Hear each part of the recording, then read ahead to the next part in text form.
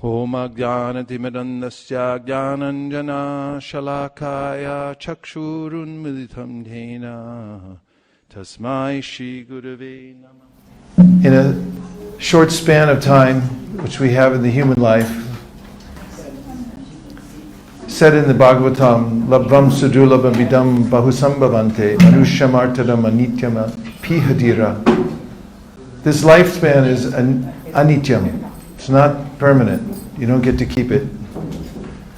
But if you can take something temporary that's going to come out of your grasp at any time, and you're able to capitalize on it, this is an item that's diminishing, but then you utilize it and you can make it appreciate.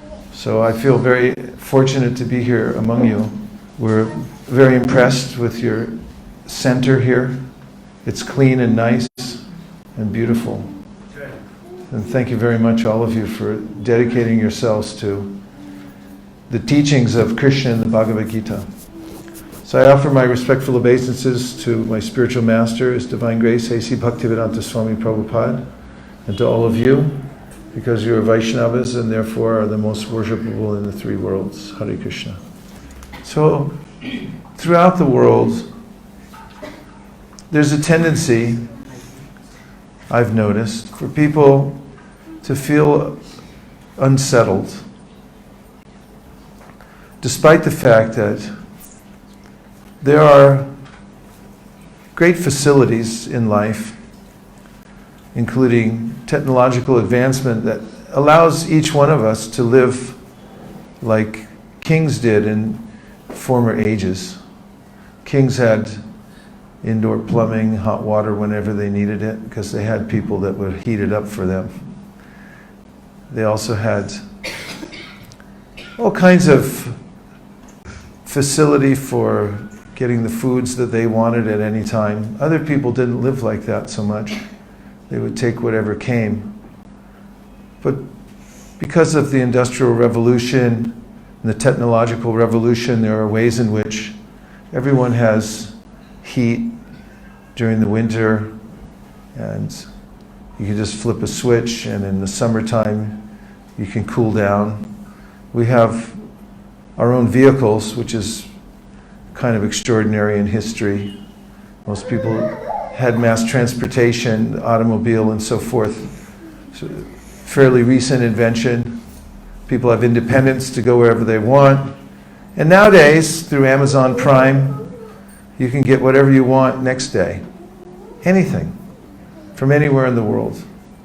But despite that fact, there's a growing angst amongst people around the world that they don't feel necessarily satisfied. And in fact, many people that have facilities, or sometimes we notice the people who have the most facilities, feel anxious. And I'm using that word anxious, it's kind of a mild, benign word, compared to the kinds of states of consciousness people find themselves in beyond being just anxious. So why is this? Solving the problem of the anxiety of the world is something that's done best through the wisdom literatures, especially from India. We find from the ancient Vedic culture, this topic is very well addressed. And one of the very simple points that is made in the Bhagavad Gita, Upanishads and elsewhere, is that happiness comes from alignment. When we're properly aligned, then we're naturally happy. In fact, you could say happy for no reason. It's not that we need anything. We already are something. But I've forgotten that. And there's a simple example, an analogy my Guru used to give, His Divine Grace, A.C. Bhaktivedanta Swami Prabhupada. And it really touched my heart, especially years later after I'd heard the analogy. I didn't consider it much when I first heard it. You can all move up just a little bit, 7.2 inches. Or if you're on the meter system, somebody can translate that. Just move up a little bit because more devotees are coming in. And we want to make them feel welcome. I get more benefit too when you come closer. So here's the analogy my guru gave. And he said, a little screw. If you find it on the ground somewhere, it's detached from its original purpose. A screw goes into a machine, usually. And when the screw is part of the machine, it has great value because it's doing its service. It's doing the work that it was meant to do. And a screw can make all the difference in the world. I remembered this because when I was in grade school, we used to have film projectors. They actually used, back in those days, that sounds funny for me, but they had these cellulose, a film is actually not digital. And it was on reels. And the kids, all in the class, when the movie would come into the classroom, they'd get all excited because they didn't have to listen to a boring lecture from the teacher. And we thought it was, and it was, something special to watch a movie back then. Nowadays, you just stare at your phone all day. But back then, it was unusual. And I remember one of the pranksters in my class, when the teacher had stepped out of the room, unceremoniously took a screw out of the movie projector. And then when we came back in after recess to watch the movie, the film wouldn't go. It was jerking on the screen. And nobody wanted to turn him in because, we didn't want to break the code amongst the kids. But we were all really disappointed, and I was a little angry. We didn't get to see the movie, and the teacher was really angry. She said somebody took a screw out of this. They messed up the machine, and it was just one little screw. But then the whole machine didn't work properly. In any case, point is, the screw can have great value, but when it falls out, it becomes detached. Then it doesn't really have any value at all. And years later, I was walking in Vrindavan during Kartik, going around Govardhan Hill, and I felt something under my foot. And I looked down, and in the dust, there was a little screw. And so I picked it up. And that analogy came back into my mind. And when I was looking at the screw, I was thinking, you poor little thing. Here you are. You had some grand purpose at some time. You were holding something together. And everyone thought so much of you. But now here you are lying in the dust, and I have no idea where you came from. I don't know if you remember. And I cleaned that screw up, and I took it home, and I kept it on my desk. And I look at it sometimes, because when I picked it up, I thought, that's how I am. I have a purpose. I have a grand purpose, in fact. But I've lost it. And happiness as a screw, no matter what kind of arrangement I make for the screw, it won't be happy until it goes back in the machine that it was serving before. So in the same way, in the Bhagavad Gita, Krishna talks about how we're part and parcel of Him, the Supreme Personality of Godhead. And our eternal purpose is to render divine service. Divine service is so exalted that the greatest souls and the great acharyas glorify it as the pinnacle of all happiness. And this is true. Even in the secular world, people say that happiness comes from working towards a worthy goal. If you're lined up according to your passion in life, that what you want to go for, and you have a goal and you're working towards it, that's where real happiness comes from. But on a grander scale, we're eternal. Some alignment in this world with a particular career won't last.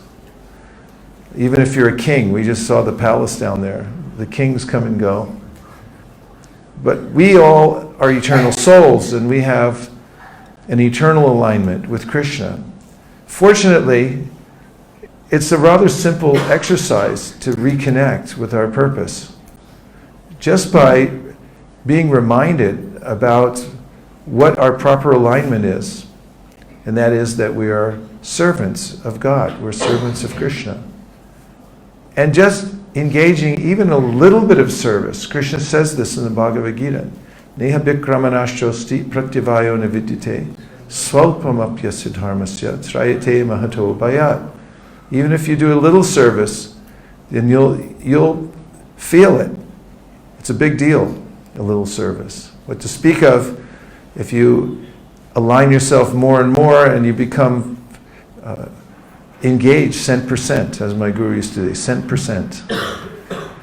Then how might you feel? That's something to explore. So now, giving kind of a roadmap. The Vedas are very practical, and they tell us that we're souls, we're conscious beings, and we're in a world where we're awarded a particular kind of body according to our past activities.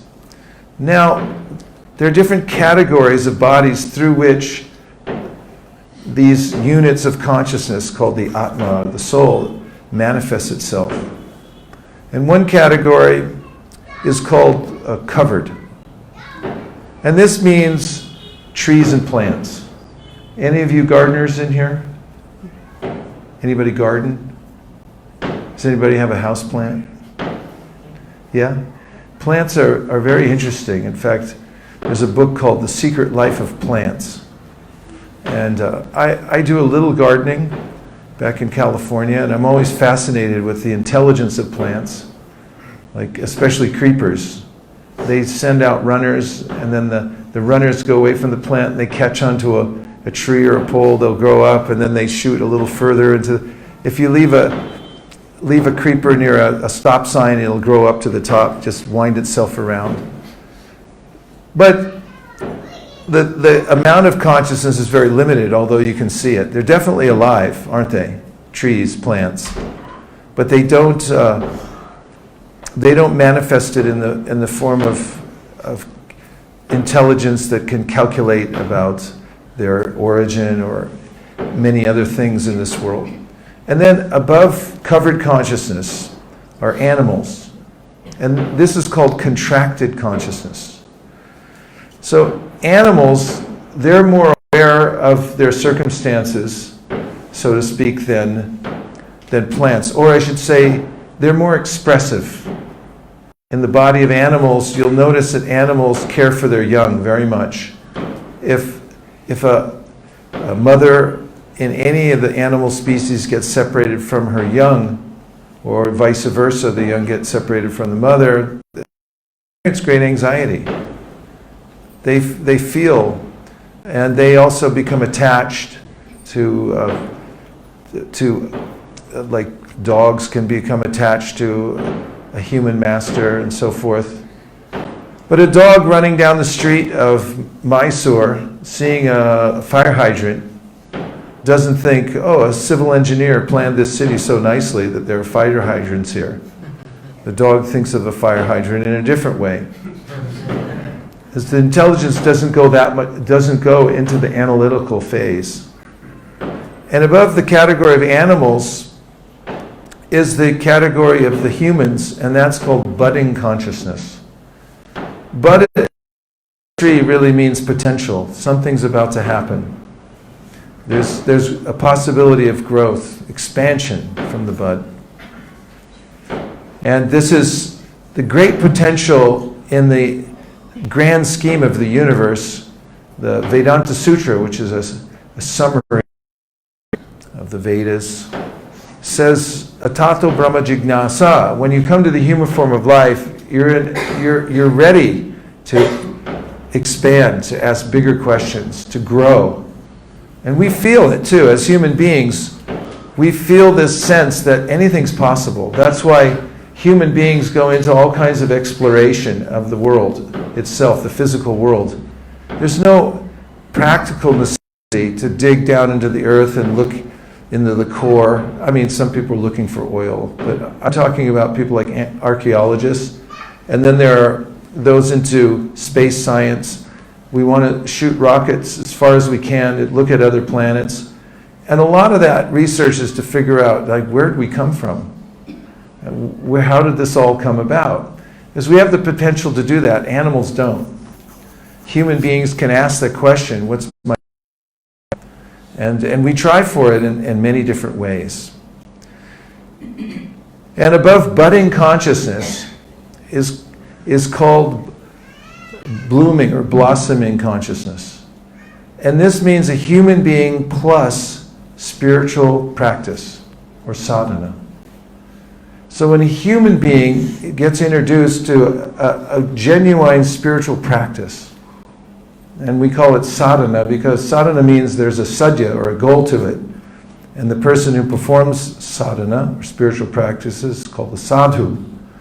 Someone's dedicated to expanding his or her consciousness to the highest point. Now this blossoming consciousness is where real happiness is. Human plus sadhana, blossoming consciousness. When the consciousness begins to blossom, then we can realign ourselves with our eternal original purpose.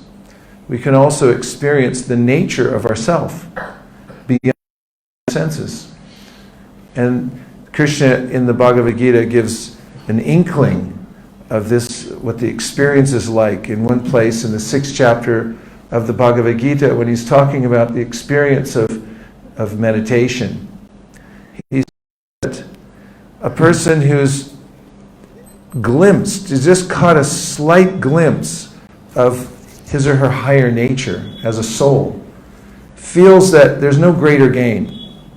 This is unlike material acquisition, happiness through adjustment in this world, where no matter what I get, and correct me if I'm wrong, but you can verify this, no matter what I get, I always feel like there should be something more than this.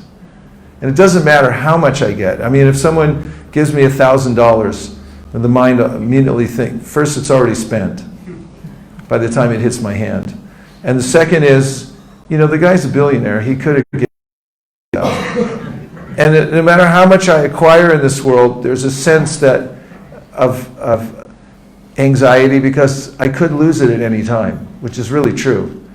And it's never enough. The numbers can keep going higher and higher. I mean, anecdotally, we can see that people have billions of dollars. They still work really hard because they're thinking, like, that's not enough. It's not enough.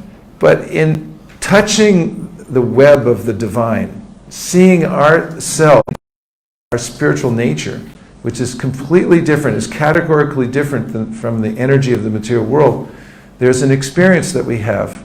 Krishna describes later in the 18th chapter, prasanatma nashochati nakangshati samak sarveshu bhuteshu madbhaktim labate param. This is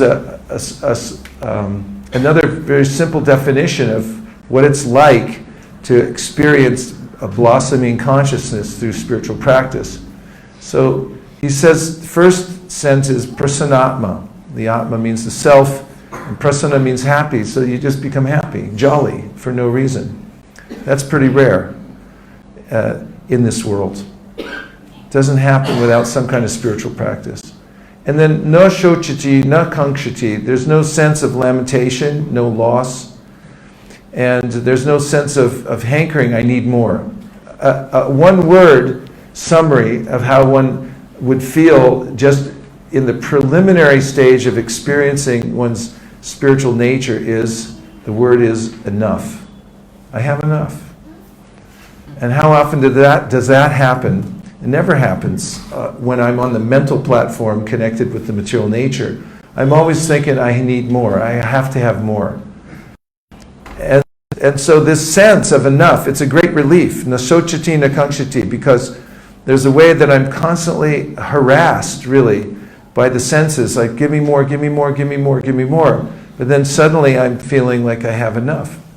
And then samak sarveshu bhuteshu means that there's a sense of seeing how we're all related on the spiritual platform. It's actually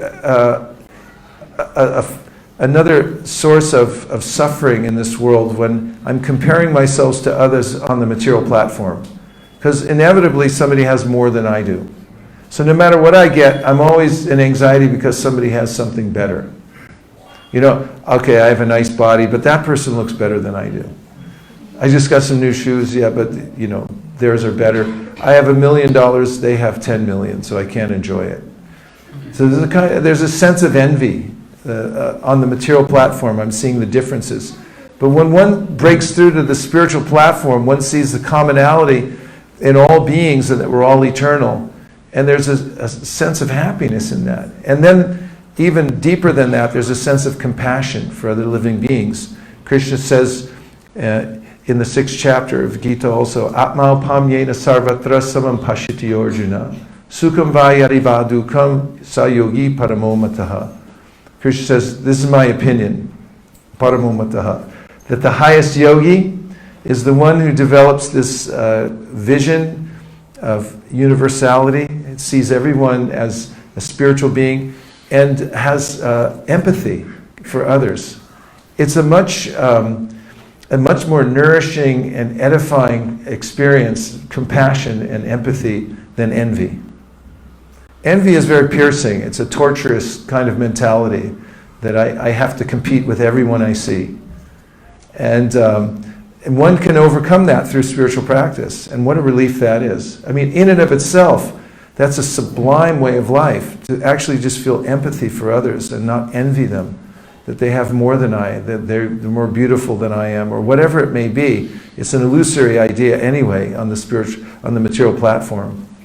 So it's worth developing this. And so the sadhana means a practice. There are various kinds of practices. And fortunately, because we're human, we have the opportunity to readjust ourselves at any time. This is the great benefit of a human being. One can decide at any time that direction. I'm going to improve myself. And with good association, this happens in every realm, whether it's material, spiritual realm. Any discipline really depends on my association. If I have good association, I can develop some determination to improve myself.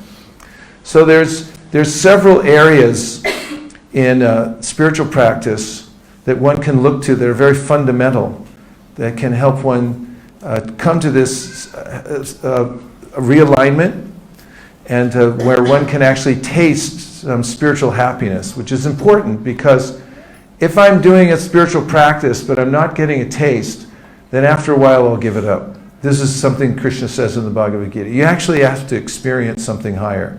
You can't just fake it all the time. So he says, Vishaya vanivartante nirahara sidehina rasavarjam rasopyasya param jushvandavartate. There's only so long that you can restrain yourself without actually getting something out of it.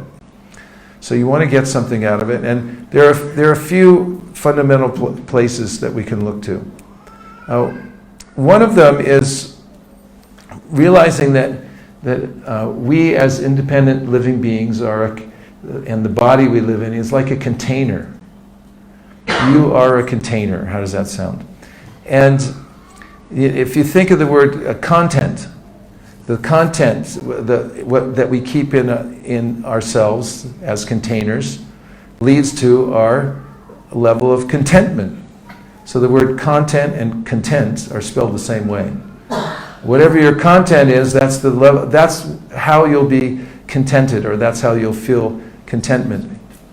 So the Bhagavad Gita and other spiritual literatures like the Srimad Bhagavatam talk about how we are containers and how we develop our content. So we have control over that. Bhakti Yoga, the sadhana, the practice of Bhakti Yoga, means to be very careful about your content. What are you putting in? Now, where does it go in? According to the practice of Bhakti, the most important gateway to filling up your container is through the ears. This is very interesting science. The science of filling up your ears. So now, you can make a determination, you could try it out if you wanted to, and say, I'm going to put in spiritual sounds into my ears. And I'll put myself as much as possible in front of transcendental sound vibration, because according to the theory of the Bhagavatam, when you put spiritual sound into your ears, it goes from the ears and it goes into the heart.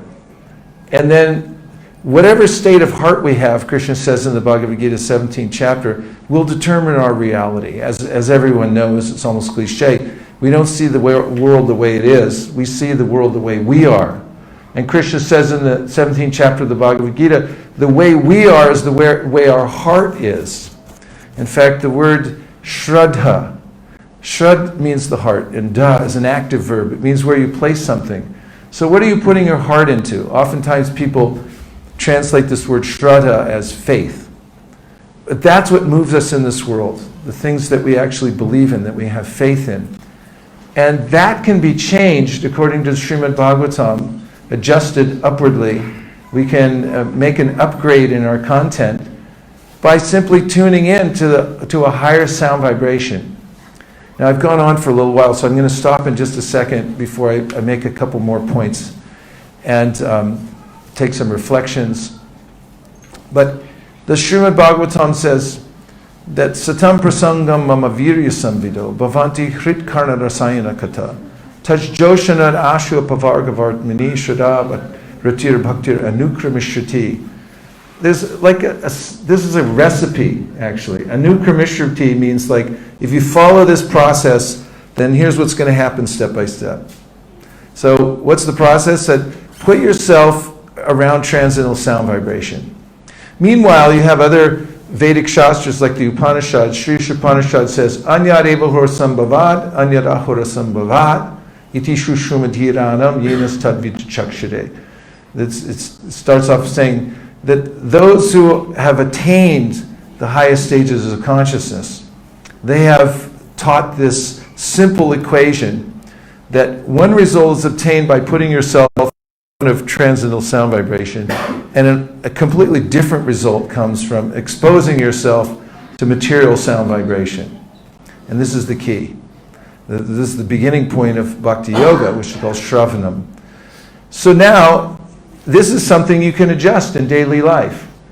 And if you take the time to put yourself around transcendental vibration and let it go in your ears, then you'll start to know, as the verse I just quoted, Satam Prasangam, Mama Virya says, you'll notice a transformation in your own heart.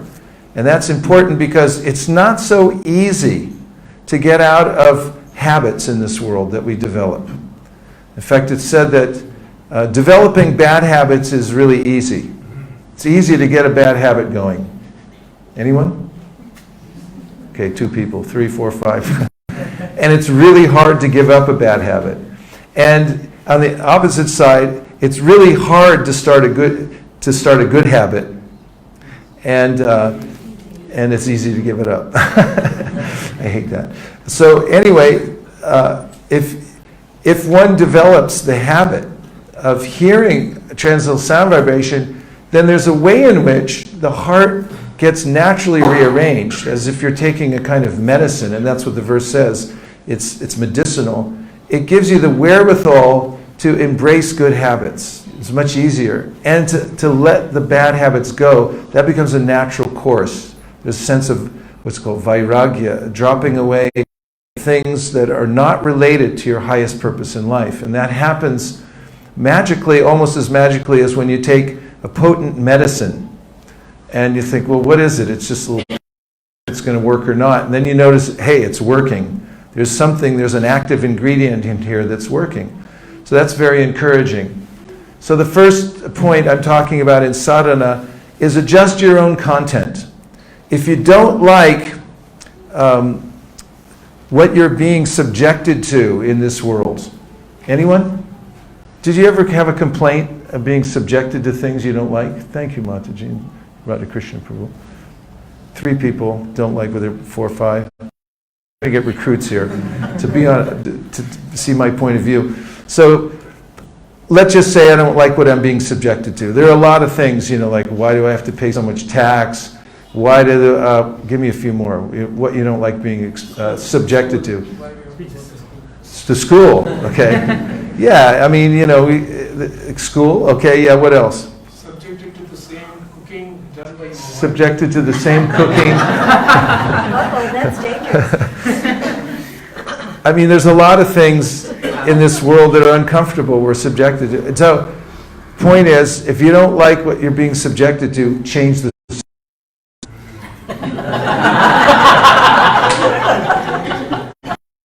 This is not your wife. This is practical. It's very practical.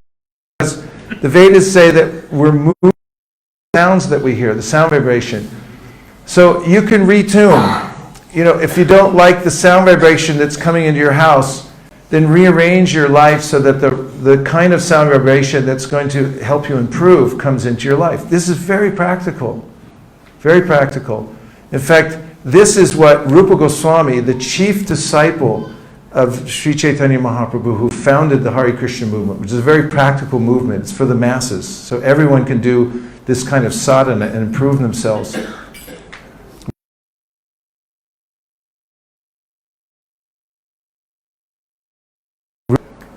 Tanama Rupa Charitari Sukirtana Kramena Rasana Manasini Yoja Tishtan Vraje Tanagami Upadesha Saram of Upadesh. The cream of all advice, he said, is rearrange your life, organize your life around the principle of hearing higher sound vibration. That can be done. You can do it. You can rewire your house. You can move if you have to. You don't have to listen to certain conversations. Sometimes people listen to railing against the people in the TV, and it's like, why'd you bring it in your house in the first place? And whose idea was it anyway to put TVs everywhere? In the airplane, in stores, and this is not a good idea. Because it's just random ideas coming in, and why am I subjecting myself? So that's why as spiritual practitioners, they're a little selective, because they know they're porous. And whatever comes in, it stays in. It goes to the heart, and it affects the way I see the world, and it affects my consciousness and my ability to realign myself with my higher purpose in life. So this is something, and this is the first point I'm going to make, but now I'm going to take a few reflections, which means anything that you've heard so far, not a question, it's not a question time yet, if you don't mind, but just a reflection means anything you heard so far that's stuck in your mind, an idea, concept that you could take with you, that's practical, or that gives you food for thought, something that you might feel like passing on. Like if you walk out of this, and then somebody outside grabs you by the arm and says, "What was that guy talking about in there?" This is the one thing that you'll tell him. And we have a microphone here, and if you kindly hold it close to your mouth, talk about it. Radha Krishna, start us off. So the one line of your instruction came to my mind is the content, container, and the contentment. Was really wonderful. Depending upon the content, that decides whether we can become contented or not. Yes. Yes. Thank you very much, Prabhu. One day in my neighborhood, we live in California. We live in a house in California, and I go for a walk every day in the neighborhood. So one day, many years ago, I was walking and I was chanting while I was walking. So I was kind of looking at the world and thinking of it as spiritual terms. The idea is, whatever you throw into the water system, you throw it in the gutter, whatever, it ends up, you might think, well, that's the end of it. It's gone. It's not gone. It goes into the San Francisco Bay because water seeks its own level and we all live downstream. So the water, it drains, and eventually it all accumulates in the San Francisco Bay. San Francisco is polluted because of little contributions from friendly people all over the Bay Area. So then I started thinking, as I was chanting, I was thinking, actually my ears are like little storm drains. And then I was thinking, if I ever get a tattoo, and I'm not going to, don't worry, it'll say, "No dumping, drains the bay." Because if I dump in here, it goes to the heart, the bay of the heart, and it stays there. That's the fulcrum. That's the way it's changed, or I'm degraded, or I'm up. So thank you for bringing that point up, Prabhu. Hare Krishna. What other reflections? Reflections are easy because it's just anything you heard that's stuck in your mind. You don't have to ask a question. That'll come later. You can lift your hands. Yeah. Yes. The gentleman in the persimmon-colored shirt. Very nice. Hare Krishna.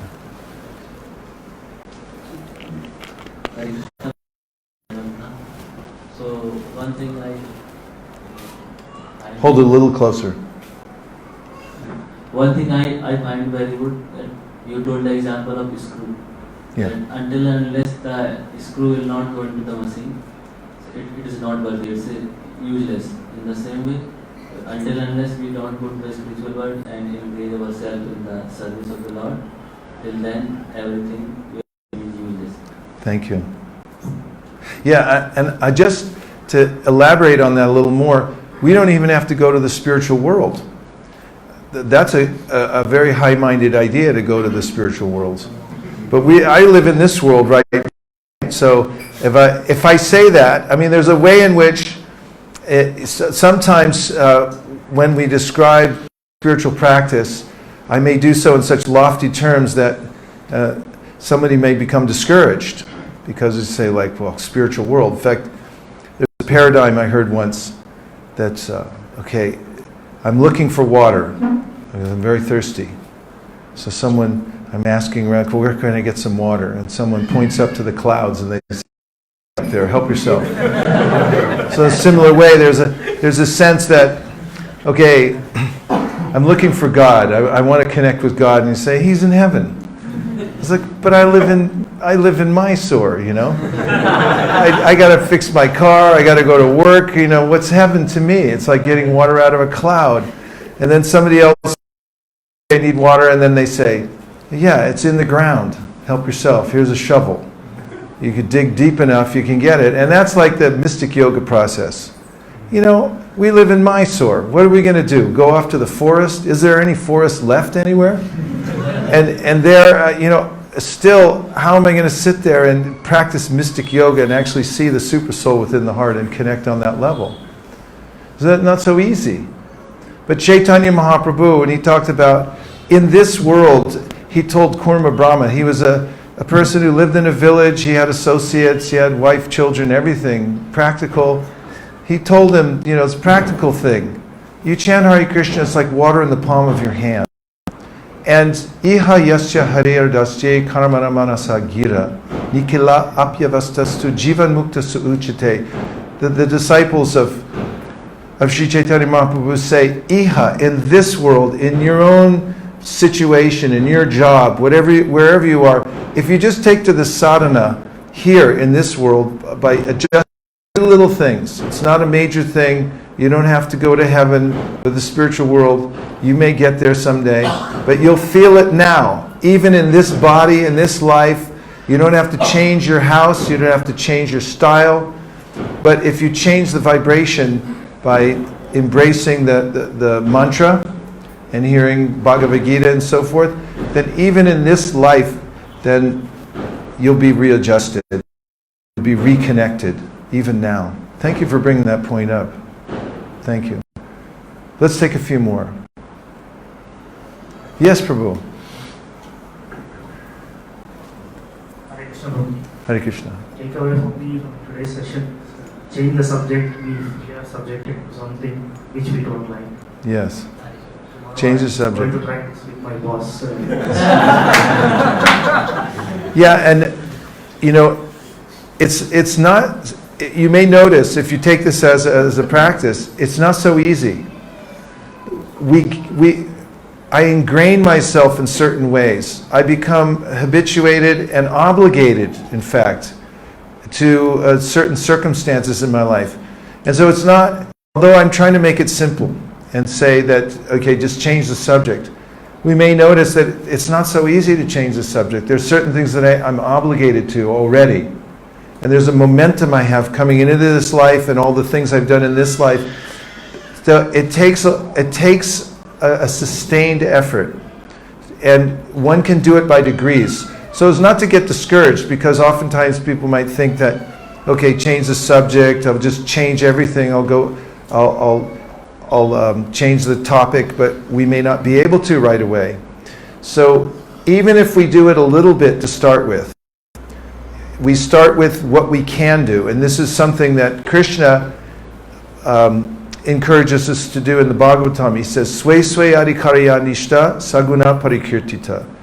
He says, according to the level you're at right now, then try to apply the process at the level you're at right now. Don't try to imitate, great Paramahamsas, Acharyas and change everything, but change what you can. It's also borne out in another verse that Chaitanya Mahaprabhu personally authorized. Well, it's authorized because it's in the Bhagavatam, but he authorized it in the sense that this is a good verse to meditate upon. Stanestita Shrutikatan Tanuvan Manobir. In his conversation with Ramananda Roy, he asked him, what is the most practical way in order to advance spiritual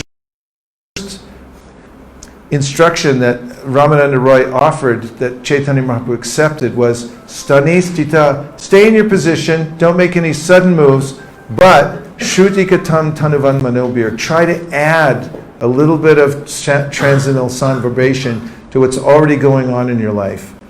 And it'll gradually take its course and start to transform your life. An example that we can all relate to, I think. In making dahi, in making yogurt, what do you start? Okay, so what do you put into the milk? Put a little yogurt, a little curd.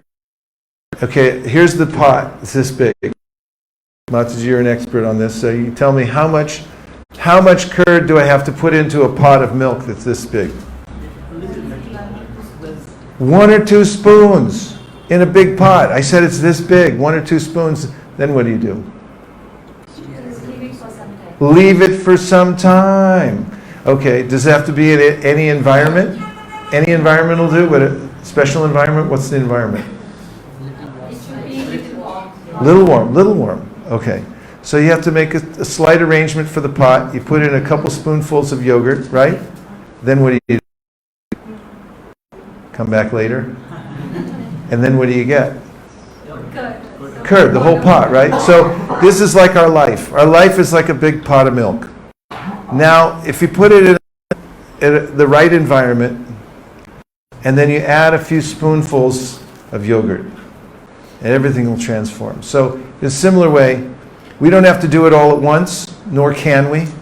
But if we start spiritual sound vibration every day, then the rest of our life will start to conform, it'll transform around it. Prabhu, how much time do we have? Okay, 20 more minutes. One more reflection. Ladies, you got to get in on this. Reflect. I see you smiling over there, so you got stuff on your mind, so tell us what you heard.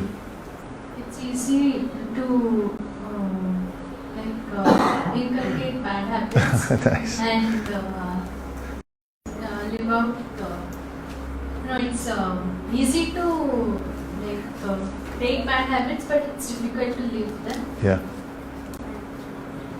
In the same way, it's easy to it's difficult to habits and easy to live. Exactly. Yeah, so it takes a little bit of determination to develop a good habit, but then I'll be happier. So sadhana means to develop the best possible habits that you can. And you could do that a little bit at a time.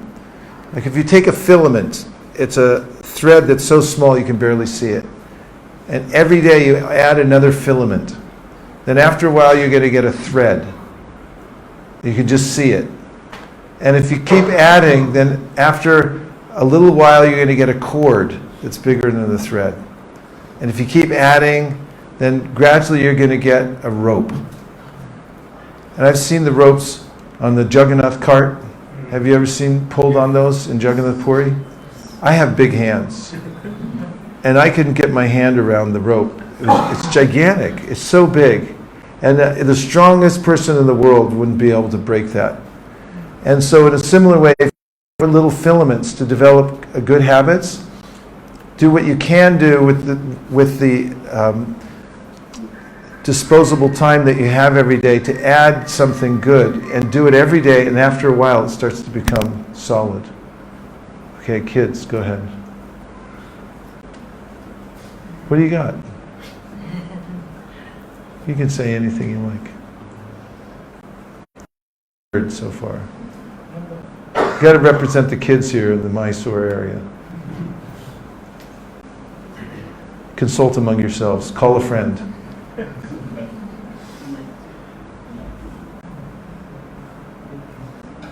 Go ahead. You can do it. Say one thing that you heard. She's got the mic here. Anything? You think about it. I'll come back to you later, okay? All right. All right. So the next thing, another principle, is attitude. So our attitude really is the determinant of how we see the world and how we react to the world. And very fortunately, our attitude is something that we can change. Attitudes can change. And so in the preface to the Nectar of Instruction, Srila Prabhupada writes in his commentary that the attitude of the practitioner of spiritual life is what will determine his or her advancement. So if one adjusts one's attitude, then the whole world will change around us. So here are a couple of attitudes that one can adopt. Attitude? Is it possible? Yes. Say yes. Yes. See? Just say yes. You can adopt a new attitude. Decide, I'm going to change my attitude. Can you wake up in the morning saying, I'm going to have a new attitude today? Different attitude than yesterday? Is it possible? Say yes. Yes. Say yes louder. Yes. Yes. There you go. Yeah, see, with a little changing, you could change your attitude. If you look into the Srimad Bhagavad Gita and you notice, like, what kind of attitude does Krishna say that I should have? It's like, okay, my attitude. And I'm going to take on the kind of attitude that Krishna recommends. And then people start noticing, like, wow, where'd you get the new attitude? Well, I got it out of the Bhagavad Gita. Well, that's a good idea. I'm going to do that too. And get a new attitude. Because once you start developing a new attitude, then it opens for you the possibilities of the world. So here are a couple attitudes that you can adopt, if you like. First one, service mind. There's a different attitude that I might think with my old attitude that everyone's supposed to serve me, and how come they're not, doing it the way I want?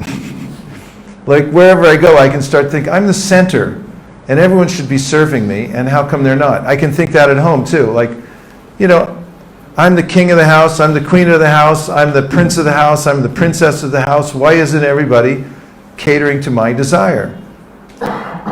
This is an attitude that is doomed for failure because you're never going to get it. Even great kings, as Kunda, he's in his prayers to Krishna, he said, I'm a king, everyone worships me, but then when I go home, my many wives, they say, well, who do you think you are? This is one of the basic principles that's taught throughout the Bhagavad Gita and throughout Lord Chaitanya's and his disciples' teaching is attitude from thinking of being the master or the and think about how to serve. And Bhaktivinoda Thakur makes this very simple in one of his songs. He says, Jeev Krishna Das e Bishwas Korleto Ardhuko Nai. Said, if you want to get free from all misery, just change this one attitude in your life. That's all you have to do. Go from I'm the master to I'm the servant. And here's a little secret. Of course, you all know this, but secret for the world. And that is that people don't like others who try to be the center of all attention and expect and demand service from everybody. But with a service attitude comes into our midst, everybody likes it. When you try to be the center and you want to be the master and the enjoyer, you have a lot of competition in this world. But when you decide to change your attitude, and you can just wake up one day and say, like, I'm going to be a servant from now on. I give up this master thing, the enjoyer. I don't want to be the enjoyer already. I'm going to serve others and make their lives better. You become welcome wherever you go. Whatever assembly you go into, people will think, wow, good, welcome back. And please don't leave either. You'll notice the whole world changes when you change your attitude. And this is one of not only the simplest attitudes, but it is aligned with our real eternal purpose. According to the teachings of Lord Chaitanya Mahaprabhu, Jivera Krishnera Nityadas, Jivera Swarupa Hoy. The Swarup, the actual eternal identity of the soul, is Krishnera Nityadas. We're servants. And counterintuitively, when I adopt that, I actually become happy and I actually enjoy. And not only that, people look up to those who are servants. Like, how'd you do that? I just changed my attitude. Got it out of a book and I decided to do that. So that's an attitude, that's something that you can do. Realign yourself with your higher purpose. The screw goes back in the machine. Happy. The second attitude that you can adopt is represented by a mantra. And I'm going to teach you this mantra. And once you start using it, you'll notice that your whole environment will change at home, at work, in the world, and everywhere else. And you'll become a great scholar just by observing. And you'll become a learned, liberated person. Should I tell you the mantra? Yes. I'm not convinced you want to hear it. Haribol! All right, okay. You repeat after me now. Are you ready? Yes. Okay. I live to be corrected. I live to be corrected. How did that feel saying it? Scary? You want to try this at home, right? When you meet your spouse later, I want you to say to your spouse, I live to be corrected. I live to be corrected. See, you're afraid to say it now. Okay, now, what this does is it changes the world's experience that I'm having in the world from one of being, I'm a victim, to one of like, I'm a learner. I'm learning from everything that happens to be corrected. And when the move is against me, and whatever plan I have, it's going to be countered by the way of the world. It's called destiny. It's the way God speaks to us in our ear, through destiny. And if I'm living this in this attitude that I live to be corrected, then I take from my environment rather than feeling offended by it, rather than feeling a victim. And this is the quintessential attitude taught in the Srimad Bhagavatam. Tate anukampam susamikshmano bunjane evatma kritam vipakam hridbhagvapurvir viradam namaste jiveta yomukte pade sadaya bhag. This is Lord Brahma, and he says, if you adopt this attitude that I live to be corrected, that whatever is happening to me is for my betterment, it's for my refinement, that the world is cosmic sensitivity training for me, just for me. It's custom made to bring me to my best possible self. If you live like that, then you'll notice that you're on the progressive path to perfection in spiritual life. Not only that, he says, you become, if you adopt that attitude, you become fit to inherit the kingdom of God. Anyone who has that attitude, Krishna opens the door to the spiritual world and says, come on in. You belong here. So those are two attitude changes that anybody can make at any time. You can just decide that I'm going to be a servant, not the master. And also, what's the mantra? I live to be corrected. I live to be corrected. Say it one more time. I live to be corrected. Yeah, and you can pull this out when you feel agitated by somebody and just say the mantra and see how it changes the situation. They'll jump back and say, what did you just say? And you'll say, yeah, what did I just say? And you'll readjust the way you're viewing the world. And now we just have a few more minutes, so we'll take a few questions if you like. Oh yes, please go ahead. Prabhu, we're going to give you the microphone. Yeah. There's devotees online listening on the live stream, and they want to hear what you have to say. Hare Krishna, Guru. Hare Krishna. You were saying about these good habits and bad habits. So, if you want to give up any bad habit, how to proceed for it? Means with what attitude and step by step. And if we want to acquire any good habit, how to proceed for it? What a good question. This is an important question. How to give up a bad habit and how to develop a new good habit. Okay, here's the first step. Get yourself a pen and a legal pad, and then chalk out some time to sit alone. Don't let anybody disturb you. Turn off your phone and write down the kinds of habits you have in your life right now. Because according to a study I just read, about 65% of our life is run by our habits. We're just automatically in habit mode, and we're moving through the world by habit. So if you sit down and you look at the state of your life and what habits you have right now, and you catalog them, instead of having that be something that's below the surface that you're not even aware of, you're just moving through the world by particular habits. When you start to become aware of them, consciously aware of what you're doing, and then you categorize them, these are habits I want to change, and these are habits that I want to augment, I want to increase. Then you can do something about it. In business management, what you have to do at regular intervals when you're managing an enterprise is you have to look at what are the obstacles. And then each obstacle, you look at it and you say, how do we overcome this obstacle? You brainstorm it. So similar way, when you look at your habits and you say, this one's a bad one, this one's a good one, how am I going to change it? Then you can make adjustments. So that's the first stage, is to become very much aware of what you're doing. And then there are ways in which, and there are a lot of details to go into, but if you want to change a bad habit, one of the best ways is good association. Associate with those people who have the good habit, because we're open to suggestion. As living beings, we're very tiny.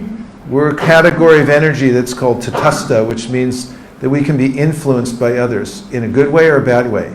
So if you find good association and you start spending time, like Prabhupada was asked one time, how do you become a devotee? How do you develop the habits of devotee? And he said, just the same way you become a drunkard.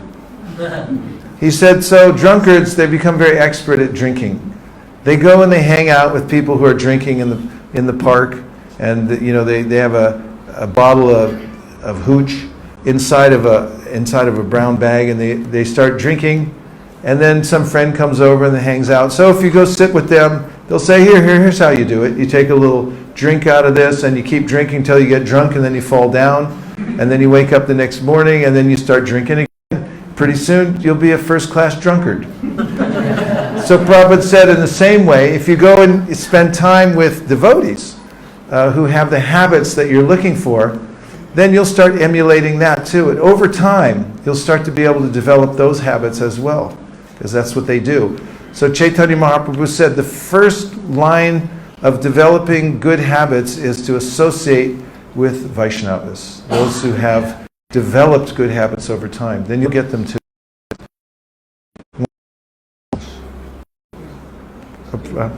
If we are not getting such association.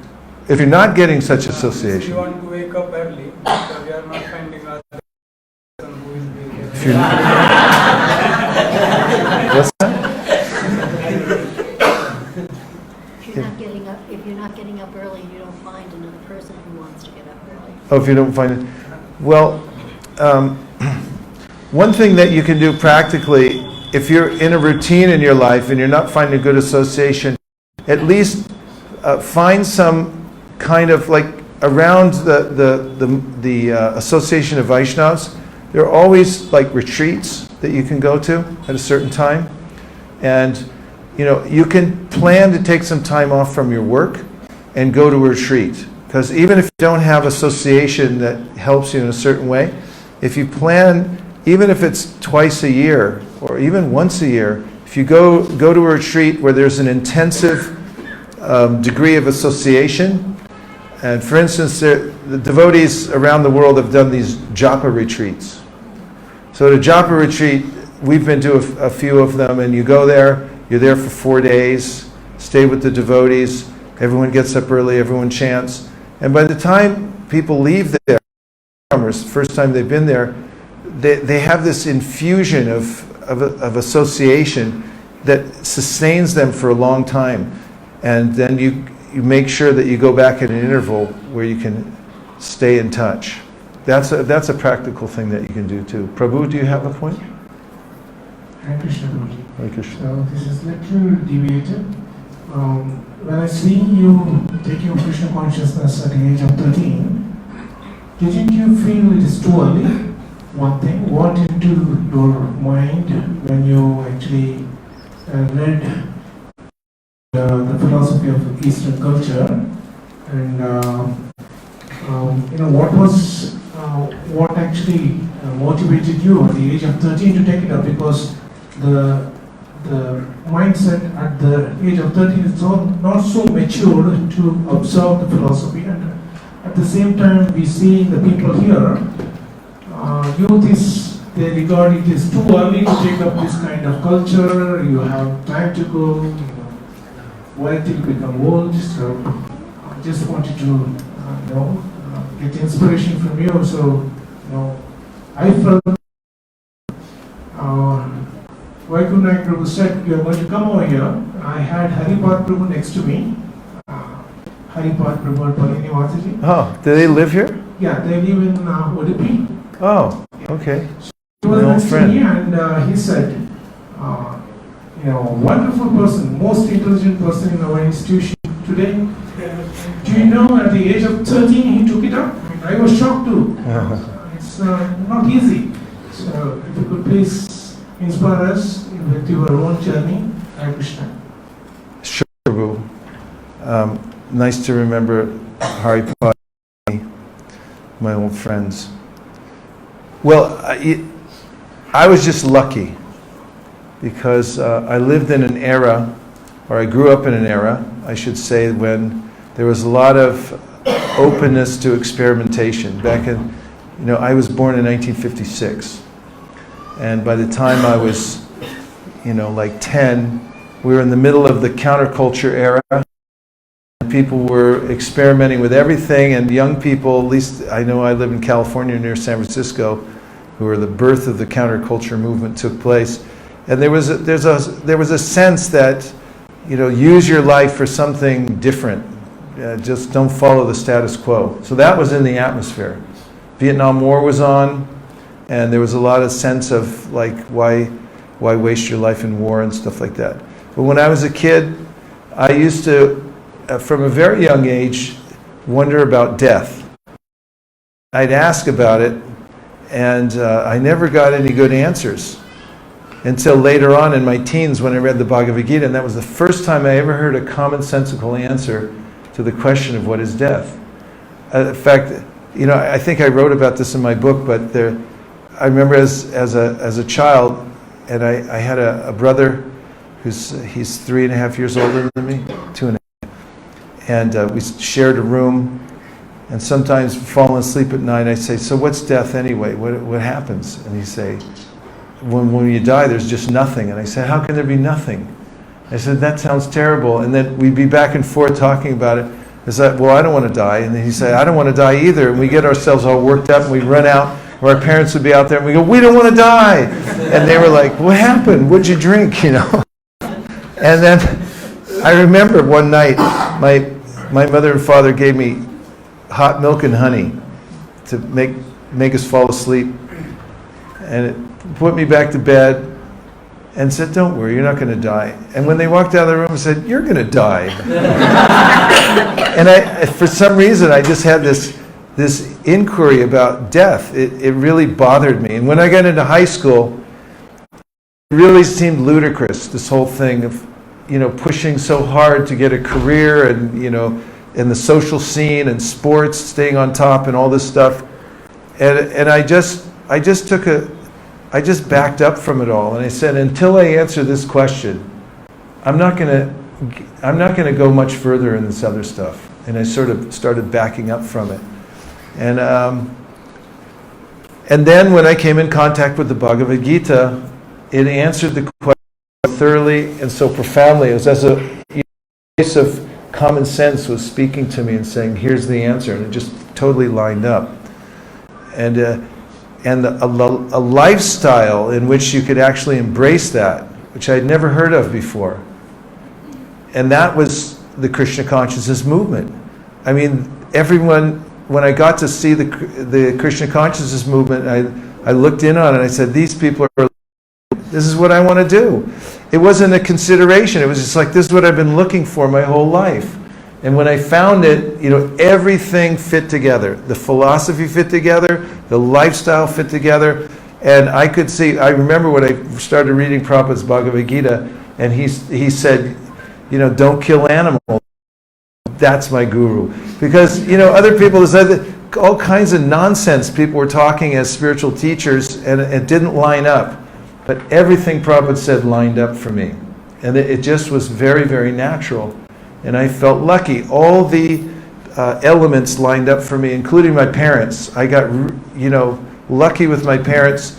They were both professors, and they were both completely liberal. Like my brother wrote this book recently. He showed me the manuscript, and I my much elder brother, because he was like 10 years older than me, so I didn't grow up with him. But he wrote about how he wanted to go hitchhike across to go visit our uncle in Michigan, and we live in California. And my father was up, and he was just 16 or 17, I think. And he said, "Where are you going?" He said, "I'm going to Michigan." And he said, my father said, "No, I don't think you should do that. It's not a good idea." And he said, and my brother said, "No, my mind's made up." And my dad said, "Okay, go ahead." So anyway, it wasn't that easy when I joined the movement, but it was easy enough because my parents let me do it, even though I was. So that was an anomaly also. It just fit together.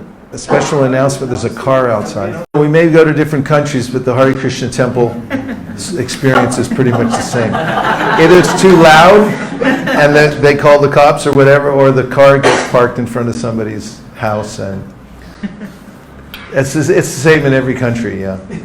All right. Nachari Armarman, Nachari Armarman, Nachari Armarman, Nachari Armarman, hey, Nachari Armarman, Nachari Armarman, Nachari Armarman, Nachari Armarman.